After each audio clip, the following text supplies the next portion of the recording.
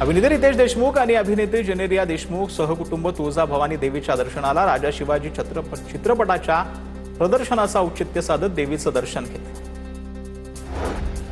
शिंदेंच्या शिवसेनेमध्ये पक्षप्रवेश केल्यानंतर बच्चू कडू पहिल्यांदाच नागपुरात येणार असल्यानं सर्वत्र बॅनरबाजी करण्यात आली। होर्डिंग्सवरती विधान परिषदेचे आमदार बच्चू कडू यांचं स्वागत असा उल्लेख करण्यात आला।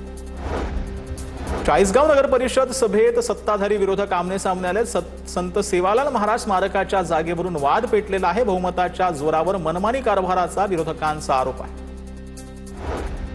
छत्रपती संभाजीनगरमध्ये घनकचरा संकलन कार्यप्रणालीचा शुभारंभ आणि हस्तांतर कार्यक्रम संपन्न झालाय। मात्र कार्यक्रमाआधी एमआयएमच्या नगरसेवकांनी गांधीगिरी करत विरोध दर्शवलेला आहे। 3 कोटींचे टेंडर 900 कोटींना दिल्यावरून सवाल उपस्थित झाले, तर टेंडर गुजरातच्या कंपनीला देण्यावरूनही सवाल उपस्थित करण्यात आले।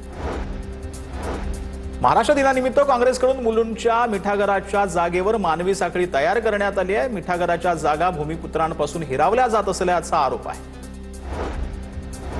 संस्कार आणि कोकण विकास प्रतिष्ठानच्या वतीनं ठाण्यातील नौपाडा गावदेवी परिसरामध्ये आंबा महोत्सवाला सुरुवात झाली। भाजपचे आमदार संजय केळकर आणि निरंजन डावकर यांच्या हस्ते शुभारंभ झालेला आहे।